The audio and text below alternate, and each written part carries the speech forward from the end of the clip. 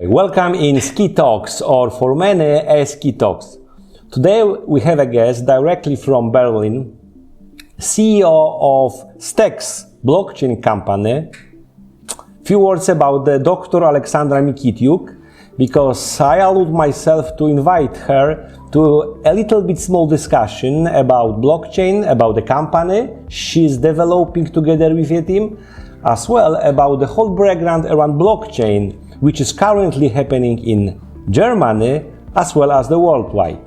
In 2021, she became a co-founder and CEO of Staex, a company that redefines connectivity and management for IoT with the power of blockchain. Hello, Alexandra. Hi, very happy to be on this interview, Sebastian. Thank you for the invitation. Alexandra, did I omit something or not? Or I fulfilled your resume?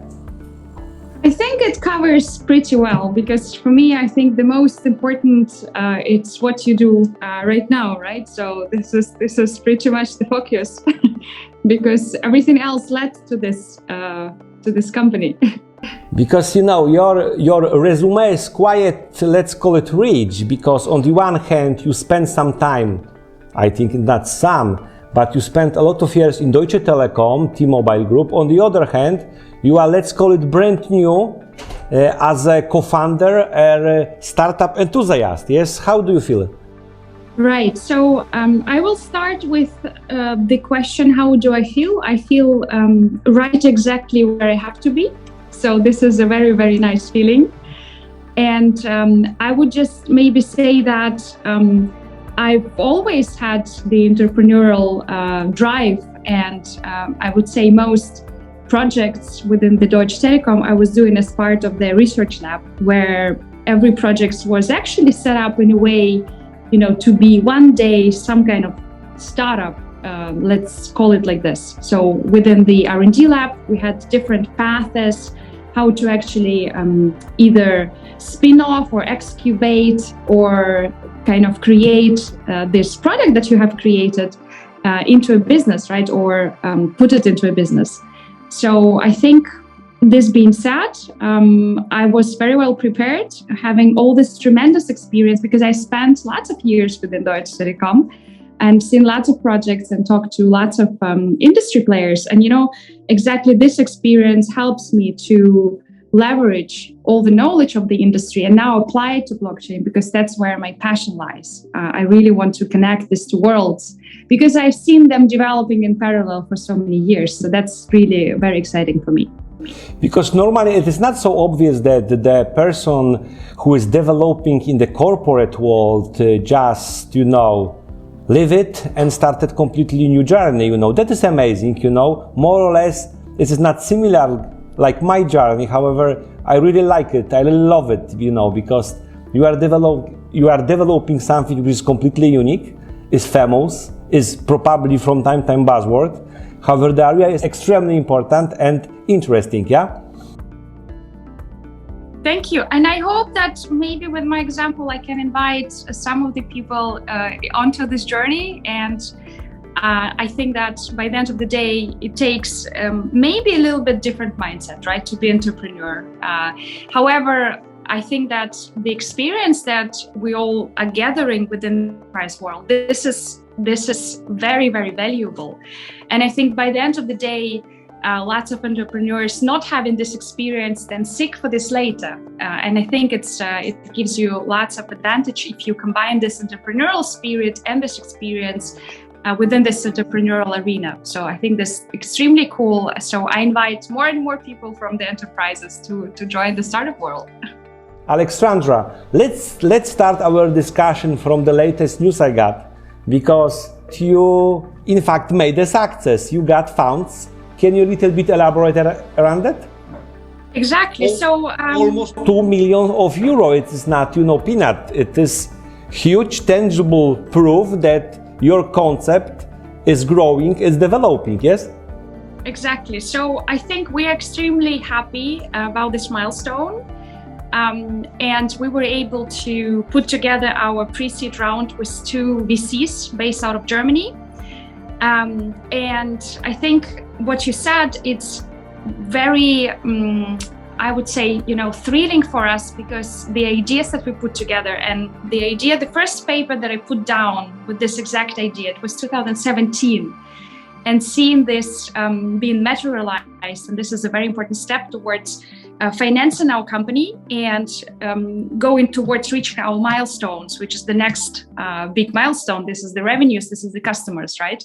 So yes, extremely happy on support from our investors, and also that we now are very well financed to contribute to the bigger ecosystem. And I would say really work on this path towards interconnecting the industry and the blockchain.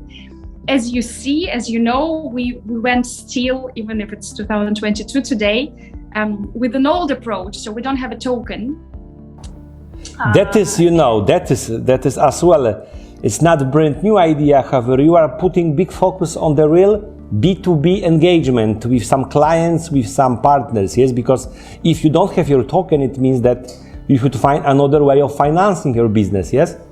Exactly, and this is what we learned from 2017, talking to our customers, our partners with regard to the token. It's still, and I'm sure that you also experiencing the same, it's still not something where companies are jumping on it right away, and still takes some time to overcome these hurdles. And taking into consideration that the product that we do is already something brand new, we just took the path of not adding to this complexity and making it simple in a way the company is set up, right? So we are excubated from Deutsche Telekom. We have now the traditional VC investment.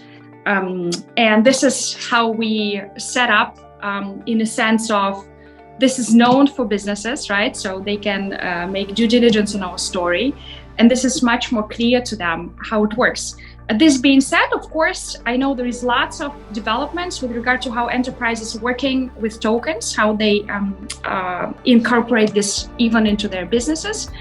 But still, we kind of took this old path for now, because if we're going to be doing a token, from our experience, this should be really, validated and already kind of even tested with a certain customer base. So, first having the customers, having the spread of our technology, and then we can think about something on top, which can create value for this already existing ecosystem. So that's kind of our approach, maybe a little bit upside down, but this is the strategy.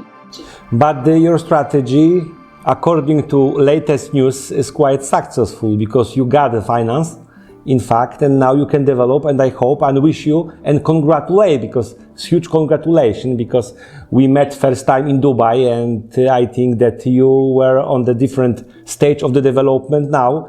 I hope that you're gonna give big kick, for the fastest development, the fastest in Germany. I wish you all the best, by the way, Alexandra. Thank you. We're also in Berlin, right? And this happens to be also IoT and blockchain hub in Germany. So also a great place to be for us. Lots of support from governmental projects, also funding, also different programs and frameworks. So really also happy to be here. Alexandra, okay, I will a little bit change the topic, because I'm so interested in your perspective of the blockchain, because on the one hand, everybody is speaking about the blockchain. From time to time, I feel a little bit uncomfortable, because blockchain is treated as a buzzword. What is your personal perspective around that? And maybe as well give us what is unique in your approach presented by Staex. Right. Thank you for this question. And I think it's true that we still operate, especially what we do when we say, we bring the Web 3.0 stack, it's still some kind of buzzwordy for some enterprises. However, I need to say, I think I get to know the blockchain. I mean, it was, Bitcoin and Ethereum back then. It wasn't so many protocols like we have today. And looking into the stack or technology itself, I just fell in love, because I've seen for the first time something that includes so many features, right? So remember these days when people still wouldn't know, like, is it a database? You know, is it an accounting book, right? What is it? Is it a system for identity management? And the truth is, it's everything. And the truth is, this is the beauty of this, you know, piece of technology that is combining so many things all of a sudden. So it, you know, it can be a bank, it can be a storage book, it can be transactional system. It's just so many things. And seeing this, I just decided for myself, if we as humanity are going to manage to put it into our future infrastructure, especially for IoT, because the topology of IoT and blockchain are very similar. So it will go naturally together. We will only win because we're gonna include all the systems that we have today, right? So you get on the internet, you can register and get your rep identity. You go to the bank and you have the bank, right? So it's all like disconnected, and we have the ability to actually connect it in the future. And I think it's only a buzzword if people use it as a buzzword, if people use it in, you know, talks and panels to discuss about it. And it's not a buzzword if you use it, because you can use it already today. And there is already an amazing proof also with the Skey Network. So as soon as you use it, and I think there is this very famous sentence, as soon as we stopped talking about it, that's when we started to use it, right? Alexandra, because, you know, from time to time, because you are familiar with IoT in general, can you share with us the most tangible case you did in IoT, or the most you like, you know? It could be two or one, but the most important for you. Right. I think the most important is where we hit, or where we started to, or became a part of, they call it mobility turning point in Germany. And we helped our customer in Aachen to create the first real mobility data lake, where through our technology, we interconnect the mobility data points within the city. So be it the, you know, availability of a charging station, or availability of a parking place in a park house, or availability of the cycling station, where can I rent my bike? And so today, we as citizens, we don't have this information. So usually you would go through different apps, and then you would kind of, after maybe 40 minutes of research, make a decision, right? Like where to go and which transportation to take. And so what we were doing in Aachen is to put it all together. And so you as a citizen, you have an access through one dashboard, and you see everything which is related to mobility, right? You see what is the weather, where do I have the charging stations, where I can rent an e-scooter. And this is just the beginning, right? So upon this data lake, we can actually create even more interesting things. Like, for instance, every city can play a game and see on the dashboard, right? If I don't take the car and I take the e-scooter instead, how much CO2 we actually saved altogether, right?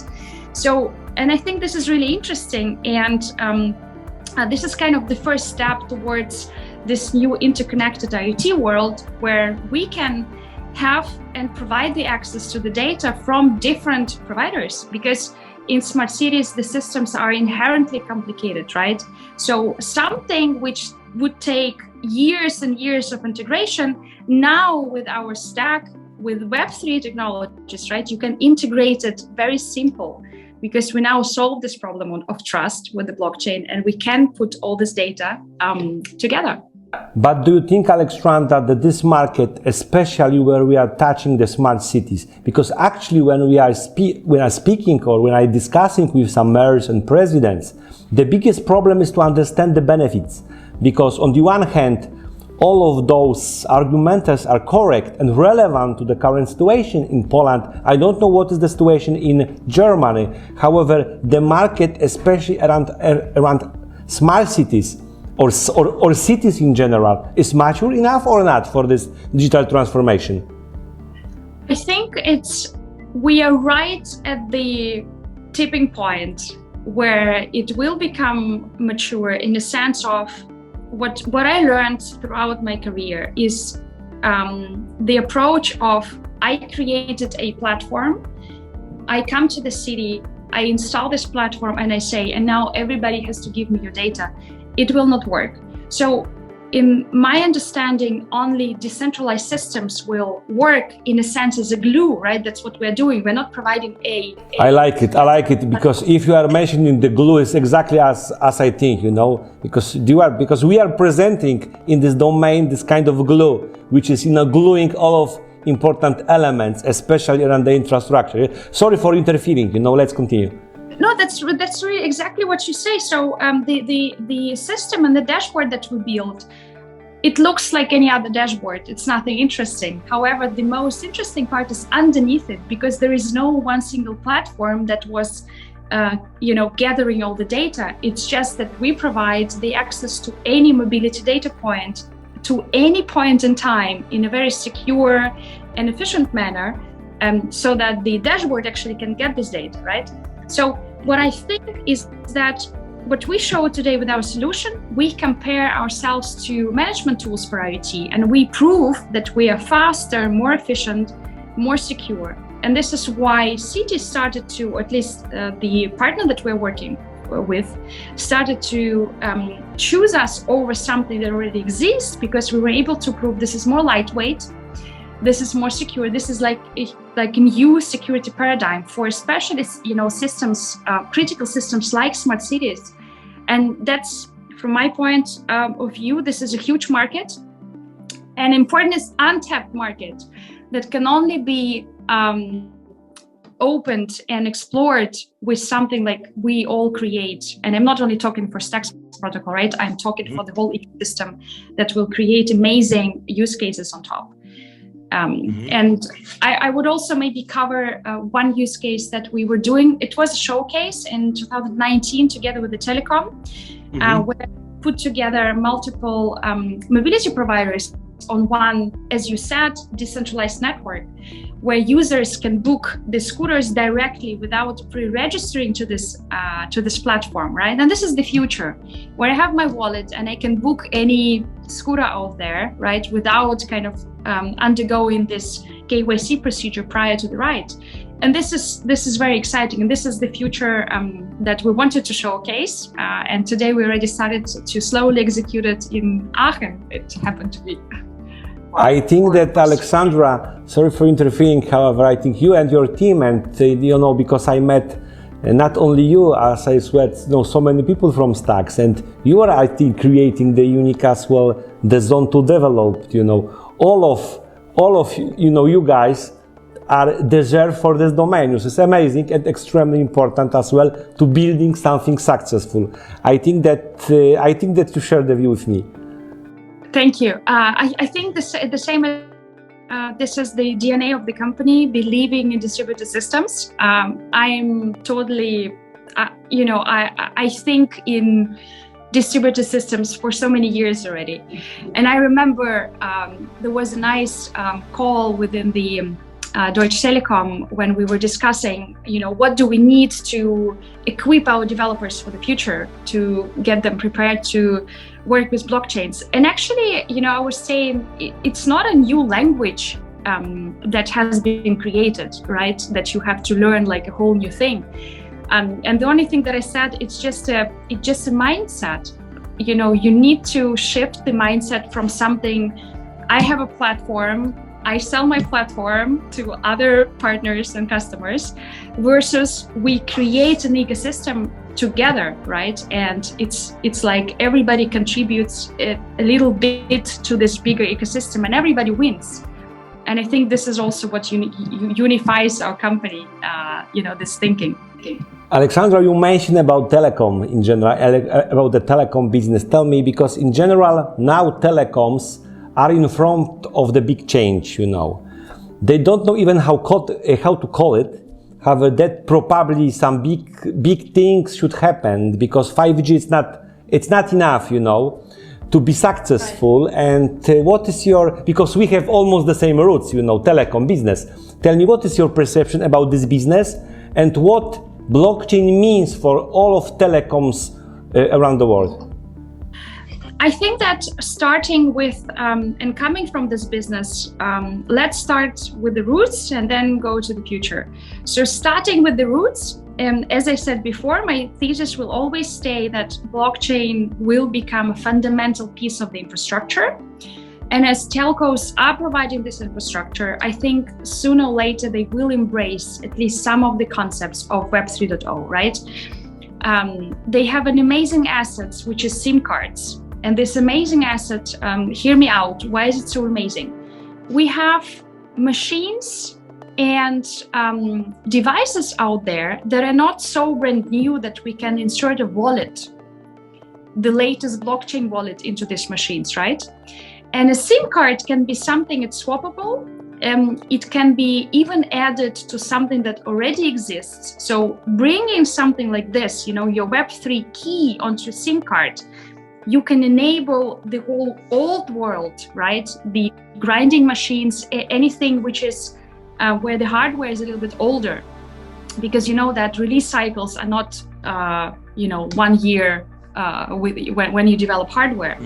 And so I think they can play a fundamental role in enabling this future machine-to-machine economy, and they will have to play this role, even if they don't want to, because they provide the infrastructure today, and they will do the step towards the future more decentralized and distributed economy. This being said, from enabling the keys or providing the keys for the future internet, also looking into the infrastructure, because telcos are inherently distributed, right? They have all these towers out there. So also embracing this piece of technology to actually make their own infrastructure more secure.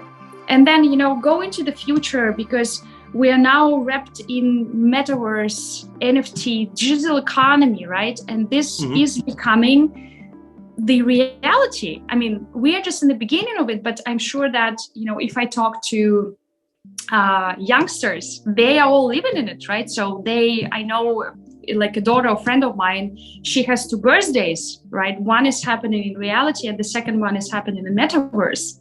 So for them, it's already real. And so I think if you think about the amount of data that will have to be processed, because metaverse is also the common thing for including AI, right? Including blockchain, including NFTs.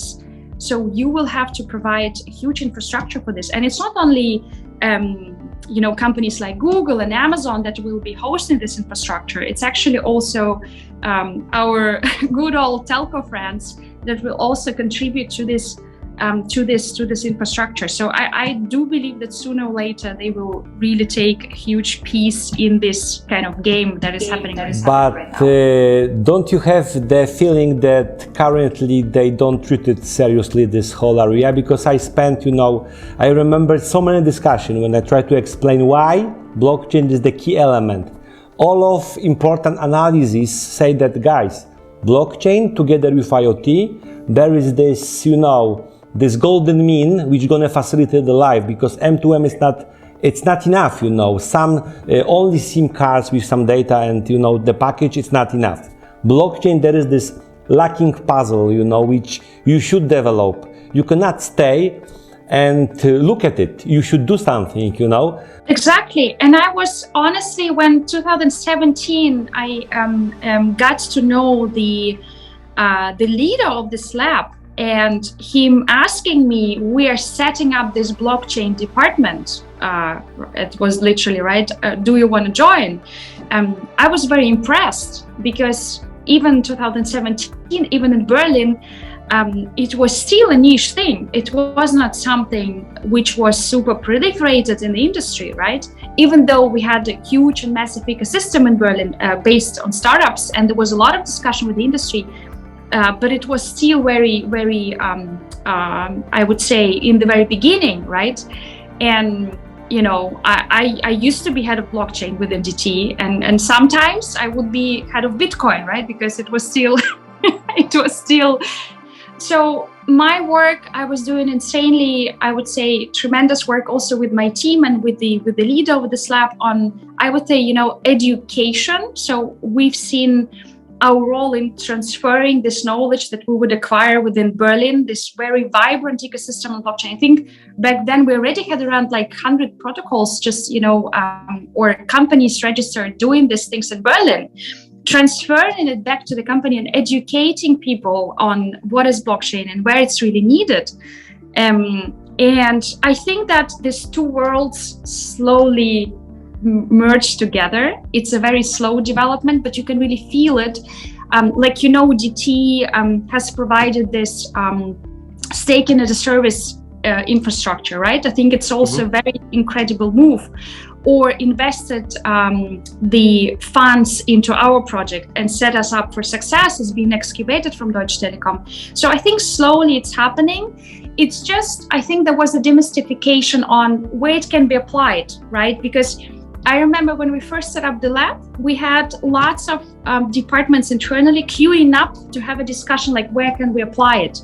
And we needed to be very transparent on the, how to qualify the projects, right? And we just said, okay, do you need transparency, immutability, and distribution in your system? And if the answer was no, then we were very, cruel, but we were saying, okay, then you're not qualified for a blockchain project, right? And I think this separation of where exactly it's needed, that was really important to undergo this process, because if you try to put it everywhere, then it becomes a buzzword. So I think kind of our task was to really find out where it's really applicable. And I think that's the key. I think that you mentioned about something which is, I think, key in this area, that you had the time to develop and to organize, let's call it evangelization about the approach, about the blockchain, etc. On the other hand, you as well had the time to develop, because the problem, I think, those silos organization is that they don't have a time. They push so big focus on the very fast revenues, and they don't allow to develop. There is something probably, I think this is as well a problem, actually in big corporate as well, among telecoms, yes? Just to put something which gonna bring some fast revenues, within the next 1, 2, or 3 months. I don't know what is your experience around it. This is very interesting. So I think, first of all, it's about very serious expectation management, to position it for like a X horizon, right? And prepare everybody that it will take time to get there. And I think we were very clear also within DT, when we started to develop the service, we just chased the problems of the industry. And I remember even after 2-3 years, partners would ask us, so what is the monetization model, right? And we would still say, we don't know. We're going to figure out together. So I think it was very important from our side to say, it's so nascent. We don't have an idea right now how we're going to monetize it. But if we will create the value for lots of players on the market, we will figure out it eventually, because this will happen, because this is something that will be needed. So we were very clear on this. Thank you very much, Alexandra. I have as well the question about the crypto, because you mentioned about this Bitcoin, etc. This kind of misunderstanding that blockchain is not the crypto and crypto is not the blockchain. However, they are connecting together, and actually a lot of people are just making this huge mistake. Do you think that the serious and important companies, big brands, are ready for crypto? I think they are ready on an individual level. And I think they are still needing some time to actually get together and transfer this individual level of, I know that more and more people are investing, are looking into this very seriously. The ecosystem became so much bigger. There is so many investors that are now open up to invest into blockchain, right? So this also became the reality over the last years. And I think they are ready. It's just not clear which exact platforms bring which value. Because, an enterprise will not just invest for the sake of investing, right? So they, like for instance, in the case of a telecom, right, where they provide the infrastructure for validators, right, you need crypto for this. So, the kind of also showing that they're open for this, that eventually also became part of T-Systems. So it's an official service that they're offering. However, our system, which has been more general, took the path of excubation because it has a little bit more broad applicability than only to the telco world, right? So I think this is the key of understanding, mapping yourself and understanding your key USPs in this space, and then doing this, and then buying crypto where you need it, because this is the fuel for the system. So I think these 3 steps are important, because just starting with buying crypto, I think it makes less sense for enterprises especially, but it makes more sense on the individual level, right, with investments. But for enterprises, I think that's the other way around. Alexandra, I should ask about the Skey Network. What do you think? What do you think about the concept, and as well about the direction they should develop?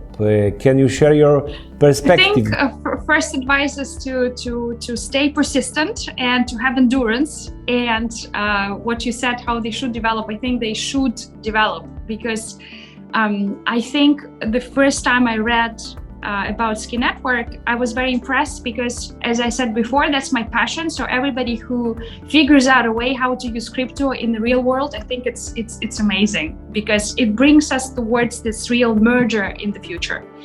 So I think it's extremely interesting concept to look at the NFTs, not from the perspective where it comes from, having the token, having the I would say unique art object as transferred to the NFT, but also looking at into something more simple, as yet more important maybe for the real life scenarios, like a key, because it is an NFT by the end of the day, because no one has the same key as I have, right? And I think I would say I wouldn't, have lots of advisors, but I think what always helps is the partners doing projects together, because I think together we are strong as ecosystem, because we add to each other. And very often in projects, that what we experience also, companies, they don't want to put together, these bits and pieces and the puzzle in one big picture. They want somebody to talk to them and say, this is the end-to-end solution, right? This is what we're selling. And I think persistent, looking for your own markets, because I know, also with the smart city, every country has its own pace, right? And partnering not only within the ecosystem, within the kind of broader Web3 stack, but also partners that, what we are doing a lot, also finding industrial partners that believe in you and that understand what you're doing, and that can also position you correctly and bring the system with you together to the market. Alexandra, another question. I think it is not the secret that you are the member of the Jiren Sky Network Challenge. You reviewed some ideas. Do you like something especially, or what do you think in general about this kind of approach to encourage ecosystem to work with? I think that this is extremely smart, because it's not only about the ecosystem that, promoting and showing what Skey Network can do, but also about real value, right? That's what especially we do within the Skey Network Challenge. It's looking, what do we need today? What do we develop today, so that we can actually, this can bring us closer to this bigger smart city idea that we're all creating, right? So I think it's very amazing from this, multiple perspectives. The teams, they get a chance to actually get to know the protocol. They get supported by the people that have created the protocol. I think it's important, because also we at Staex, when we work with some blockchain protocols, I don't like to go on GitHub, download it and work with the code, right?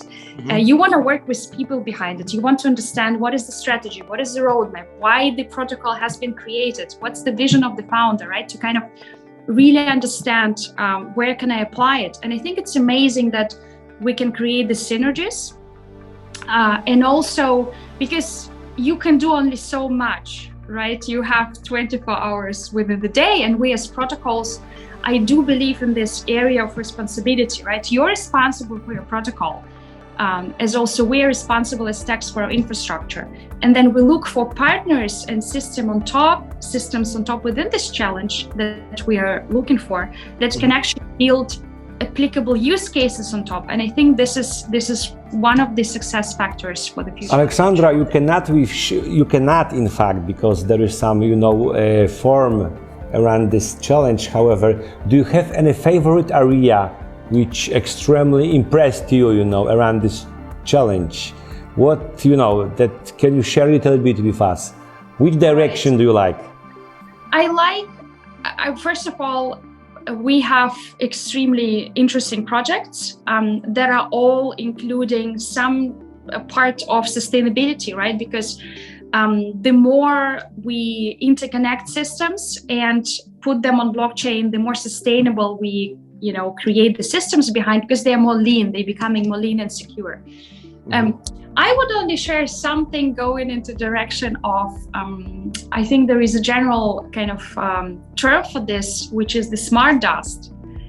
And this is the development of IoT towards something which is low-cost sensors, low-cost gateways, just because we want to get all this data in there, right? So by the end of the day, it's not something that is, a gateway's worth of $300, but something cheaper that we can install in multiple locations, and we can really track the pollution of the city, right?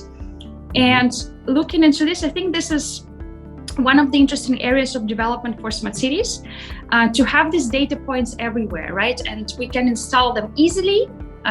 They are secure, they deliver the right data, right? And this interconnection between this smart dust, like how can I reach all these data points to the blockchain, right? This kind of adapter or plugin concept.